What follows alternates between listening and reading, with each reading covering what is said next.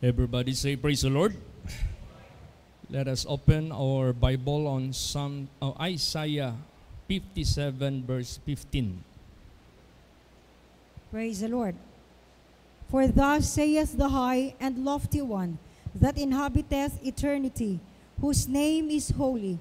I dwell in the high and holy place, with him also that is of a contrite and humble spirit, to revive the spirit of the humble, and to revive the heart of the contrite ones. All right. Napakahalaga ang humble spirit and a contrite heart, dahil ito sila ang makasama sa Diyos sa kanyang kaharian, sapagkat sila'y merong pag-asa na ma-revive. Kasi bakit kailangan ng revival ang tao sa mundong ito? At sino ang mari-revive? Kailangan ng revival. Ang revival, ma-apply lang natin yan sa mga nanghina, ng lupaypay, minsan namatay. So dahil sa kasalanan ng mundong ito, kailangan ng revival spiritually. Habang buhay pa tayo physically. Kung gaano kaimportante ang contrite spirit and humble, kasi sila yung mari-revive. Kasi sila yung nagpapakumbaba, sila yung nagpapakorek, sila yung nagpapasaway, sila yung marunong magsisi, sila yung marunong tumalikod sa kamalian, sila yung marunong tumalima kahit paman sa tinuturo ng buhay na Diyos. Kaya, ang revival ba ginagawa talaga ng Diyos? Yes. Binasa lang ngayon, Isaiah 57:15, to revive the spirit of the humble and the contrite heart. Basahin pa natin, Hosea 6 verse 2. Praise the Lord. After 2 days will He revive us. In the 3rd day He will raise us up, and we shall live in His sight. Yes. Ganon kaimportante ang revival na gagawin ng Diyos sa atin. After 2 days will He revive us.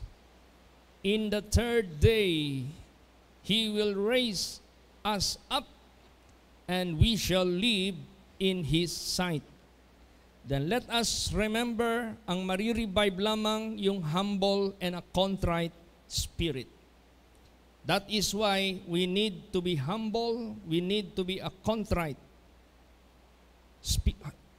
heart and humble spirit para makasama tayo sa revival na gagawin ng ating Panginoong Diyos. Bakit sinabi dito after 2 days? Bakit hintayin pa niya 2 araw? Kasi ang Diyos marunong maghintay. Ang Diyos marunong magtiis, maghintay siya. Na ayaw niya na sino man shall perish. Basahin natin ang delayance ng kanyang kahatulan. Basahin natin 2 Peter 3 verse 9.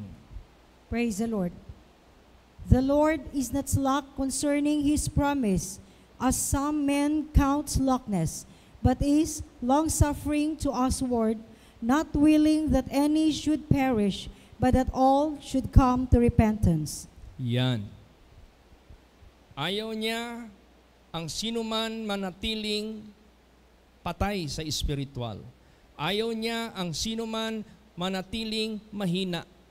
Ayaw niya ang sinuman ay manatiling lupaypay. Kaya nga, tayong lahat ay laging pinapaalalahanan ng Diyos, be strong in the Lord and in the power of His might. Bakit? Because we wrestle against principalities against rulers in high places. They are strong. They are wise. They are witty. They are deceiving or deceivers. Mga deceivers sila. Hindi basta-basta sila. Not unless maging strong tayo dyan sa Diyos, we can never be a winner against them. We need the strength of God. We need the power of God. Kaya ngayon, ang ginagawa ngayon ng dyablo, panghinain tayo. Yun lang ang pag-asa ng dyablo sa atin. Panghinain tayo. Kung maari lang mawala yung ating good relationship sa isa't isa. Especially pastor to member, member to pastor. Especially pastor among pastors. Kung maari lang panghinain ang bawat isa.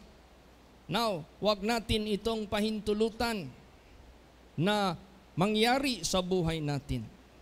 But rather, we need God to revive us. We need God to strengthen us. We need God to make us strong dyan sa Kanya para ma-overcome natin at meron tayong pagkakataon makapasok sa kaharian ng Diyos dahil nagpakalakas tayo sa Panginoon. At dahil nagpakalakas tayo sa Panginoon, walang kapangyarihan ang dyablo sa buhay natin para tayo panghinain at para tayo madeceive, para tayo iliko, para tayo ilihis. Alam nyo ba, matagal nang hinahanap ng mga archaeologists, scientists, ang matagal nang nawawala na Ark of the Covenant ng Diyos sa Israel. Anong mahahalagang bagay dyan sa Ark of the Covenant sa loob mismo? Bakit napakahalaga ito? Bakit napaka-importante ito? When in fact, yung Ark of the Covenant na yan, walang unauthorized person ang makahawak niyan. You will die. Mamamatay ka. Tinan mo si Uzzah. Unworthy siya. Dahil nag-aksyon na tumumba yung Ark of the Covenant. He might be an authorized person. Patay siya. Nandyan yung kapangyarihan ng Diyos. Nung naagaw ang Ark of the Covenant sa mga Philistines, nung ito'y tinunghayan nila, sinilip nila, maraming namatay sa kanila. Ang pinahintulot lang ng Diyos makahawak sa Ark of the Covenant, yun lang mga Levites. Yun lang mga priest, not chosen by God. Ano ang loob dyan sa Ark of the Covenant na yan? The two tables of the Ten Commandments. Meaning to say, yung Ten Commandments na yan, yan yung kautusan ng Diyos para sa mga tao. Yan yung righteousness ng Diyos. Yan yung holiness ng Diyos na kinakailangan magsunod ang tao. Kailangan magtupad ang tao at never mag-violate ang tao sa kanyang utos. Meaning to say, the sting of death is sin and the strength of sin is the law. Law ang nakalagay doon. Diyan magbabase ang Diyos sa kanyang kahatulan sa buong mundo. Kaya importante ang laman ng Ark of the Covenant. Ano pa? Yung lalagyan na gold, bowl na gold, na walang ibang laman, mana. Anong ibig sabihin ng mana? Jesus said, I am the bread from heaven. Your father eat manna. They died. But manna represents our Lord Jesus Christ, bread from heaven.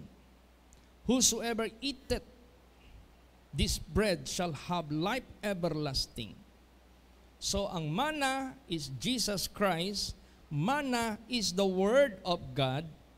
Kung ating i-research what is manna na literal, what is the taste of it, manna is from heaven.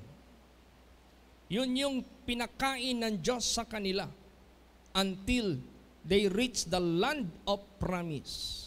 And the taste of manna is almost tasteless. It is like a fresh oil. Almost tasteless. Ganon din ang spiritual manna, which is the Word of God. It is like a tasteless. Kasi pag sumunod ka sa Word of God, kinain mo yung spiritual manna, in-apply mo sa buhay mo, mawala na yung mga spices sa buhay natin. Mawala na yung lahat ng mga kalayawan, kalukuhan, kasarapan sa buhay, lust of the flesh, lust of the eyes, and pride of life. And this must go on sa buhay natin, yung holiness and righteousness. This will cut off until we reach heaven, the land of promise, which is the kingdom of God. Kaya importante yung laman sa Ark of the Covenant na yan. Praise the Lord! There are only 3 important things na nasa loob niyan. Yung rod of Aaron, which budded and blossomed. Bakit? There was a time na ang kongregasyon ng Israel, nag-agawan sila sa priesthood. Gusto nilang agawin ang priesthood. Ganon din ngayon sa sanglibutang ito. Napakaraming tao sa mundong ito. Gustong maging propeta ng Diyos. Gustong maging alagad ng Diyos. Pero ang Diyos lang ang pumipili kung sino ang kanyang legit na maging alagad para sa spiritual side ng kanyang people. Kaya ganun kaimportante ang relationship natin sa mga ginagamit ng Diyos sa spiritual. Kaya isang atake ngayon ng dyablo sa buhay natin dito sa holy place, kung maari lang siraan ang loob ng mga members sa ginagamit ng Diyos. Kasi alam ng dyablo, pag nadi-dishonor, pag nadi-defile sa isip, sa puso ng mga tao ang ginagamit ng ating Panginoong Diyos, malaking breakthrough ni Satanas na destruction ang magagawa niya doon sa mga tao na nasisiraan ng loob. Tingnan mo yung nangyari sa buhay sa Old Testament, doon sa Exodus, doon sa wilderness, kung anong ginawa ng masamang espiritu to dishonor, to disrespect the sent of God, the prophet of God, or the servant of God. Kaya tandaan natin yan. Never natin hayaan si Satanas magsira ng loob natin sa ginagamit ng ating Panginoong Diyos. Kasi mahalaga yan. Napaka-importante yan. Huwag tayong magpa-deceive sa spirit of Datan, spirit of Korah, spirit of Abiram, and the spirit of the murmurers, the spirit of the complainers, the spirit na mga nag-as ng flesh, mga espiritu na gustong magbalik sa Egypt, espiritu na gustong babalik sa mga spices doon sa Egypt. Kaya, therefore, sa buhay natin, we need revival. Praise the Lord! Kailangan ma-revive. Anong revival ang gusto ng ating Panginoong Diyos? Kasi napansin ko, kunti na lang sumisimba ngayon. Lagi kong binibilang. Hindi nyo ba alam, every service, I used to count the presence dito. Halos 20 na lang ang present. Minsan, kulang pa. So, kailangan ng revival. Alam ko, Satan has something na ginawa niya sa people of God. Kinakailangan ma-revive ito. Kinakailangan mabalik ang kainitin ng bawat isa. Praise the Lord. Kinakailangan mabalik talaga. Kaya, bakit nawala ang first love sa iba? Alam mo yung first love? Kaya merong sinabi na love is blind daw. Na kahit anong weaknesses, kahit anong meron dyan sa tao na yan, hindi nakikita dahil ang pag-ibig ang siyang nagpapaibabaw. Ganon din sa spiritual life natin. Kahit anong kasiraan, gagawin ng dyablo sa relasyon natin, sa ating paglilingkod, sa ating pagsamba, sa ating Panginoong Diyos. Kailangan wag mawala yung first love natin. Praise the Lord. Kaya dito sa Bible, basahin natin Revelation 2, 4 and 5. Sige po. Praise the Lord. Nevertheless, I have somewhat against thee, because thou hast left thy first love. Remember therefore from whence thou art fallen, and repent, and do the first works, or else I will come unto thee quickly, and will remove thy candlestick out of his place, except thou repent. Yan. Noon, maraming nagsisimba ng Wednesday. Halos puno ito. Noon, binibilang ko, umaabot tayo ng 60. 60 ha? Wednesday, Friday, 60. Ngayon, 20 na lang. So, 1/3 na lang. Ang 2/3, hindi na nakita. Pag Sunday, nasa 80, 90 to 100. Nakikita ko, medyo nagkulang na. Evangelistic, halos lahat magbalik. Napansin ko, more than 1/2 hindi na nagbabalik. So anong sinabi dyan? Balikan mo yung first works mo. Kung ano yung ginagawa mo nung unang panahon, sa kasigasigan mo, sa kainitin mo, ibalik mo yung first love mo sa Panginoong Diyos. Or else, sabi dyan, I will take the candlestick. Praise the Lord. Kaya naisip ko, kailangan ito ng open forum. Kailangan ng open forum. Tingnan mo yung mid-year conference. Kung walang open forum, hindi nagkaroon ng success. Bakit? Sa open forum na yan, madirect mo sa tao ano yung hinaing mo. Nung narinig ng lahat, tingnan mo, walang problema. Praise the Lord.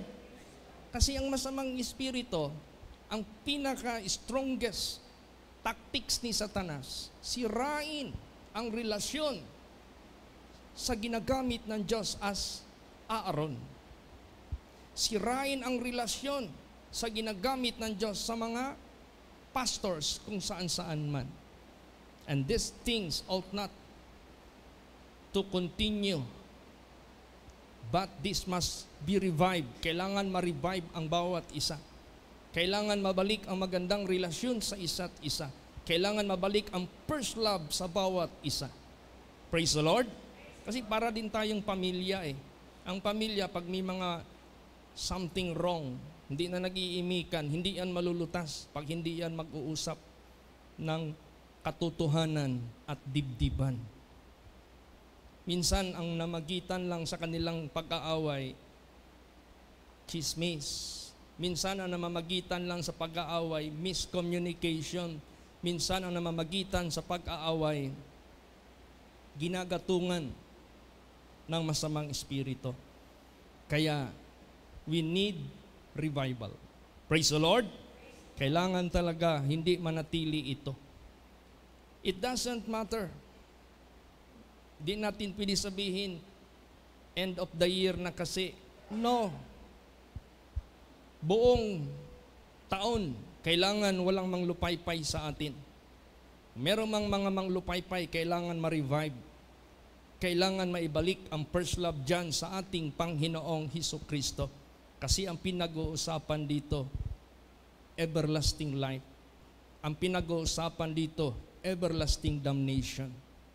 Pag hindi natin naayos ang ating pakitungo sa Diyos na tumawag sa atin lahat, pag hindi natin naayos ang ating pagsunod sa direktiba ng ating Diyos na nasa langit, maging pabilo yan ng ating kapahamakan, physically, and above all, spiritually. Kaya we have to handle this carefully. This must be revived. Kailangan ma-revive ang bawat isa sa mga anak ng Diyos by the power and by the grace of God. Anyway, ginagawa na yan ng Diyos. Isaiah 57 verse 15, the contrite and the humble spirit, yun ang nare-revive ng Diyos. Ano pa? Basahin natin. Habakkuk 3 verse 2. Praise the Lord. O Lord, I have heard thy speech and was afraid. O Lord, revive thy work in the midst of the years. In the midst of the years, make known. In wrath, remember mercy. Yan. Narinig ko ang iyong speech. Ano kayang speech yun? And was afraid. Bakit natakot siya? Anong klaseng speech yun? Diba yung sinabi kanina sa Revelation?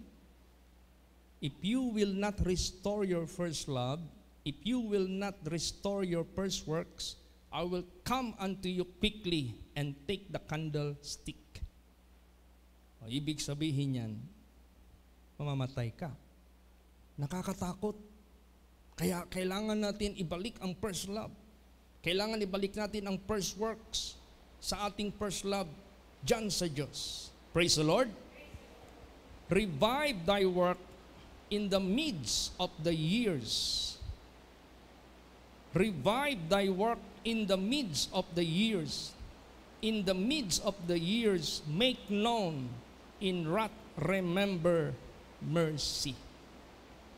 Kaya, habang merciful pa ang Diyos, habang tumatawag ang Diyos, repent.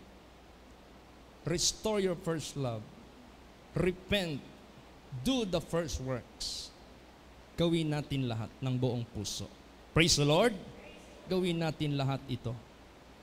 Ayaw ng Diyos na merong kaunting grudges, kaunting gap, kaunting hatred, kaunting misunderstanding. Ayaw ng Diyos yun. That might cause us to damnation. Kaya kailangan talaga ma-heal. Kung meron mang pilay, kailangan ma-bind. Kung meron mang wound, kailangan ma-heal ito. Praise the Lord. Basahin natin Psalms 147 verse 3. Praise the Lord.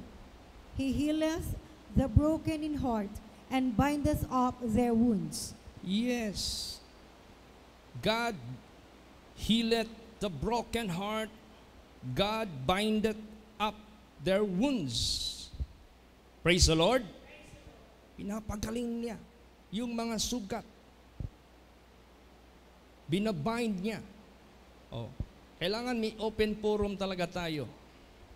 Kasi kahit anong preach ko dito, hindi yan tatalab sa inyo. There is something. There is something behind, at the back of your mind. Hinahadlangan ng masamang espiritu. Kailangan ma-break yan. Kahit pa how I preach here, kahit pa how I deliver the Word of God, pag merong something at the back of your mind, meron talagang hadlang. Kaya kailangan talaga. Now, ang plano ko, open forum sa Sunday, sa New Year. After tayo magkain, wag mo na mag-uwi. In a way, nagtipon-tipon naman lang tayo, magsiselebrate naman lang tayo ng New Year. Dahil naka-indoor tayo, So, kinakailangan mag-open forum tayo. Praise the Lord. Open forum is not bad. Kung ano yung nakikita nyo sa akin na akala ninyo ganyan, sabihin nyo sa akin. Para marinig niyo yung side ko.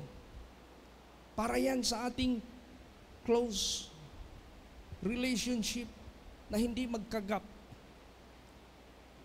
Kung ano yung gusto nyong iparating sa akin, iparating nyo sa akin. Ako yung ginagamit ng Diyos to feed you. And there must be even a single gap in your mind dito sa part ko. Then ganun din kayo sa part ko rin. Kasi nagka-crop up na ngayon, may nagsusorry sa akin, hindi ko alam na offend pala sa akin. Sabi ko, hindi mo ako tinanong. Sorry talaga, Pastor. Okay, hindi ko siya tinawagan. Kung hindi siya nagtapat sa akin, sa feeling niya, hindi niya marinig yung part ko. Nag-sorry siya ngayon. Bakit? Nag-open forum kami kahit sa cellphone lang. Praise the Lord. Gusto ng ating Panginoong Hesukristo, kailangan ma-heal ang mga wounds. Kailangan ma-bind yung mga broken bones para hindi tayo katulad sa mga hypocrites, para hindi tayo magplastikan sa isa't isa, para mabalik yung first works ng bawat isa. Ang choir kunti na lang nagkakanta. Ang mga young people nagde-diminish niya. Ibig sabihin yan, there is something wrong with the works of the enemy. It is so clear. Merong something na nagpawiwikan. Merong something na nagbibigay ng gap sa isa't isa. Nawala na yung first love sa bawat isa. And let us not these things continue. Let us not these things become worse. Let us not cause these things to destroy our first love dyan sa ating Panginoon Diyos. But rather, let it be healed. But rather, let it be bound. Kailangan matalian yan para gagaling. Ano pa? Napansin ko parang nanghihina. Hindi na makagawa sa mga gawain. Yung mga tuhod, mahina na. Hindi na nakakarating sa simbahan. Pag hindi ka na nakakarating sa simbahan, weak na yung tuhod mo. Hindi ka na nakakagawa sa mga work of the ministry. Mahina na yung kamay mo. Laylay na yung kamay mo. Hindi ka na makalift up to offer the work of the ministry. Ay, hindi dapat yan Hindi yan dapat magpatuloy. Basahin natin. Hebrews 12 hanggang 13. Praise the Lord. Wherefore, lift up the hands which hang down, and the feeble knees, and make straight paths for your feet, lest that which is lame be turned out of the way, but let it rather be healed. Yan.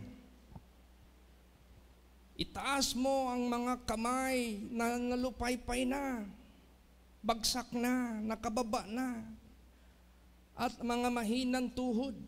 Kailangan yan palakasin. Make straight paths for your feet. Ayusin yung daan. Kasi ang daan parang kumikitid, parang lumalabo, parang lumiliko-liko, parang lumilihis na. Kailangan i-streamline natin. Praise the Lord. Tingnan mo yung mid-year conference. Si Jesus Christ nag-streamline sa lahat. Kasi nakita ni Lord Jesus Christ, parang sinasabong na ang mga pastors. Parang nag-iisip na magkaroon na ng kanya-kanya. Hindi pwede yun. But God do the way straight. Siya yung nagkamada sa lahat. Siya yung nag-put us into order. Praise the Lord. Kaya sundin natin ang ating Panginoong Diyos sapagkat hindi dapat may manghihina. I am preparing pa naman for crusades. Most of my time will be out. Most of my time will be spent in crusades. by the grace and by the power of God. Ayaw ko na while I am busy outside, my internal is getting weakening, getting nagwi-weak, getting being into distraction, papunta na sa distraction. No, this ought not to be done. Before I will go out, my own congregation must be revived. My own congregation must be restored. Yung lahat ng mga papilay-pilay, lahat ng mga nangihinang mga tuhod, kailangan ma-healed yan. Yung mga kamay na nag-hang down na, kailangan ma-lift up yan. Yung mga mahihina, kailangan ma-strengthen yan. Basahin natin Isaiah 35 verse 3. Praise the Lord. Strengthen ye the weak hands and confirm the feeble knees. Yes. Palakasin ang mga mahihinang mga kamay. Patibayin ang mga mahihinang mga tuhod. Bakit may mga panglupaypay? May dahilan. Bakit may panghihina? May dahilan. Kailangan ang dahilan marinig. Praise the Lord. Kailangan marinig ano ang dahilan. Kung ano man ang dahilan, kailangan magkarinigan ang bawat isa para magkaroon ng clarification. Magkaroon ng absolute weighing. Matimbang natin ang lahat. Doon lang tayo sa katotohanan. Kasi ang nagsisira ng kaligtasan, ang kasinungalingan ng diablo. It was the lie of Satan who destroyed Eve and Adam. And it is the same, the lie of Satan will destroy the children of God. Kaya kinakailangan magkarinigan para ang katotohanan lalabas. At ang katotohanan ang dapat magwagi sa atin para ang kasinungalingan ng diablo mawala ng kapangyarihan at wala ng lugar sa ating isip. Wala ng lugar sa ating imagination. Wala ng lugar sa ating puso. Magkakaroon tayo ng concentration sa isa't isa sa atin, yung ating first love dyan sa Diyos. Hindi na ito manghihina pa, magpakailan pa man. Maibalik yung first works ng bawat isa sa paggawa ng gawain ng ating Panginoong Diyos. Praise the Lord. Dapat ma-establish tayo. Basahin natin.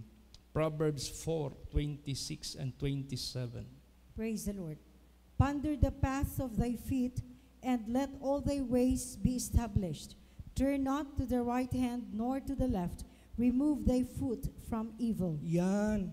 Isipin mo ng husto ang daan ng iyong paa. Saan patungo yung daan mo? Saan yung patungo ng daan natin?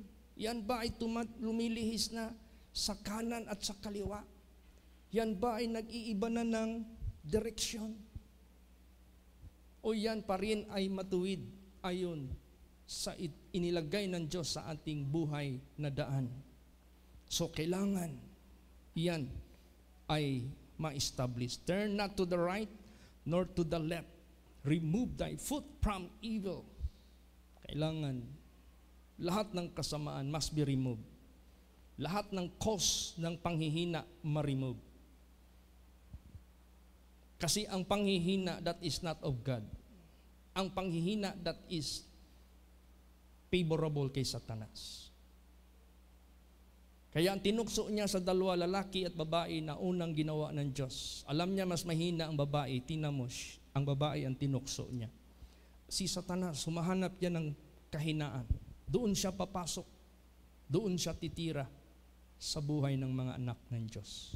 So kinakailangan lahat ng mga kasamaan na nagpapahina, that must be removed. That must be uprooted. That must be cast far from the people of God. And let the truth of God, let the holiness of God, let the righteousness of God, let the fruit of the Spirit, yun ang makikita sa atin lahat, that we are of God. We are the children of God. Bakit? Kaligtasan ang pinag-uusapan natin dito. This is not about organization. This is not about our status symbol. No.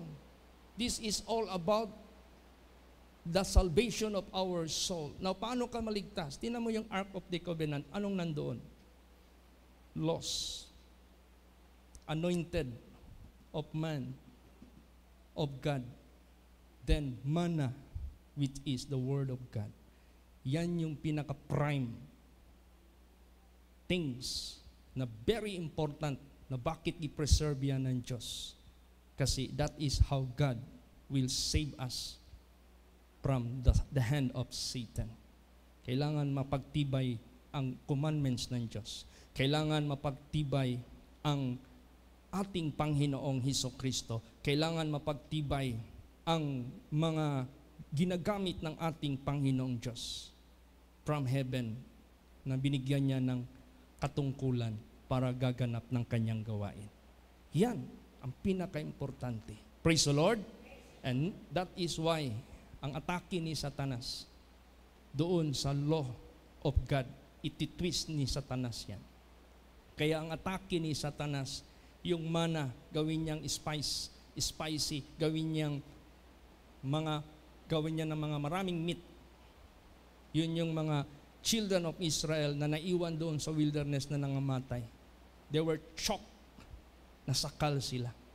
But those who are contented with manna were able to endure till they reach the land of promise. Kaya ganun sa buhay natin, napaka-importante ng tatlong bagay na yan. Bakit kailangan tayo magkaayusan? Bakit kailangan tayo ma-revive? Bakit kailangan natin yung first love maibalik? Para maging blameless ka. Para ma-present ka. Blameless sa araw ng ating Panginoong Hesukristo. Basahin natin 1 Corinthians 1:8. Praise the Lord. Who shall also confirm you unto the end, that ye may be blameless in the day of our Lord Jesus Christ. Yes. Who shall also confirm you unto the end, that ye may be blameless in the day of our Lord Jesus Christ. You must be blameless now. You must be blameless unto the end, so that salvation is confirmed by our Lord Jesus Christ sa araw niya. Araw ng ating pagharap sa Kanya. Araw sa Kanyang pagbalik. Araw sa ating kamatayan. Kailangan ready tayo. Blameless tayo. So, very important yung ating pagrinigan sa isa't isa. We must be hearing one another for clarification, for communication, for cooperation, for collaboration. Kasi unti-unti na nawala yung cooperation. Unti-unti nawala na yung collaboration. Unti-unti nawawala na yung communication. And let not these things prevail against us. Or else, we cannot have the first love. We cannot have the first works na ating ginagawa sa mga nakalipas na panahon when we were yet at the height of our spirituality, when we were yet in our first love dyan sa ating Panginoong Hesukristo. And first love ought not to diminish. First love ought not to fade away. First love must be revived. First love must be restored. Praise the Lord. Ganun ang kailangan. So, paano natin malaman na na-revive na? Paano natin malaman na na-restore na? Paano natin nalaman na na-establish na? Last verse. Hebrews 10:25. Praise the Lord. Not forsaking the assembling of ourselves together, as the manner of some is, but exhorting one another, and so much the more, as ye see the day approaching. Praise the Lord. Yan, hindi tinatakwil ang pagtitipon sa bawat isa sa atin. As the manner of some is, but exhorting one another, and so much the more. It is not diminishing, but it is So much the more, lalo pang iinit, lalo pang masigasig, lalo pa ang pagtitipon. Bakit? As ye see the day approaching. Parating na ang araw kung kailan tayo kukunin ni Jesus. Parating na ang araw sa pagbalik ni Jesus. Parating na ang araw ng Judgment Day. Darating talaga yan, whether we like it or not. Tingnan mo, yung bukas 30 na. 31 na sa Sunday. Dumating din ang panahon matapos ang year 2023. Dumating din. Kaya tayong lahat darating din sa end ng ating existence sa flesh. Darating din ang panahon, magkakaroon ng pagbalik ni Jesus to resurrect those who died in Him and to bring them up together doon sa Kanyang presensya in the sky, in the clouds, para dalhin niya doon forever and ever. Darating din yan. Kaya, let us not forsake the assembling of ourselves together. Praise the Lord. So, let's pray na as much as possible lahat maka-attend sa New Year celebration. So, we have a divine service, but we don't have evangelistic. Our starting of our New Year's celebration, 9 p.m. exactly. So before 9 a.m., nandito na lahat. Bago mag 9 p.m., before mag 9 p.m., nandito na lahat. Praise the Lord. Then, i-prepare nyo na yung mga i-offer ninyo na pasalamat na awit para sa Panginoong Diyos. Family by family, group by group, even individuals, it doesn't matter. As you feel it, for the glory of the Lord, do it for His great name's sake. Then after New Year, kain tayo, resume, open forum tayo. Mag-hearing tayo sa isa't isa kung ano yung mga saloobin nyo sa akin at sa aking pamilya, sa lahat, sa isa't isa sa atin. I want to hear from you so that you may hear from me. Praise the Lord. Para mawala anong pamang mga bagay-bagay na gagamitin ng kaaway sa panghihina. Para maibalik ang setup ng ating first love sa ating Panginoong Diyos. Ayaw ko talaga na ganito ang number ng present every service. This is not as before. Hindi ito katulad sa mga nakalipas. Ilan man lang yung mga kinuha ni Lord Jesus, hindi man ganun karami. Praise the Lord. Oo. Kaya magsikap tayo. Let us pray and pray ng buong puso. Let's pray, let's pray, let's pray. Okay. The moment na mag-start na yung mga crusades by the grace and by the will of God, then mabibisi na ako. Gusto ko na kayo, Davao Congregation, establish na kayo. You can handle the salvation of God na hindi dapat ma-destroy sa bawat isa sa inyo. You can handle the work of the ministry na ibinagkaloob ng Diyos sa inyo. You can handle even the test and the temptation na dumarating sa bawat isa. Able na kayo. Able na kayo. Be like Joshua. Be like Caleb. Be like Shadrach. Be like Abednego. Be like Meshach. Be like yung mga characters sa Bible na grabing mga pagsubok. But at the end of their lives, God blessed them. God used them. God promote them for the work of the ministry. Kaya let us therefore have the so-called revival. And remember, we should have the humble spirit and the contrite heart para i-revive ni Jesus ang bawat isa. Makikita mo ang kanyang kapangyarihan. That is how God will do sa bawat buhay ng mga anak ng Diyos who are bound to the kingdom of heaven. Praise the Lord!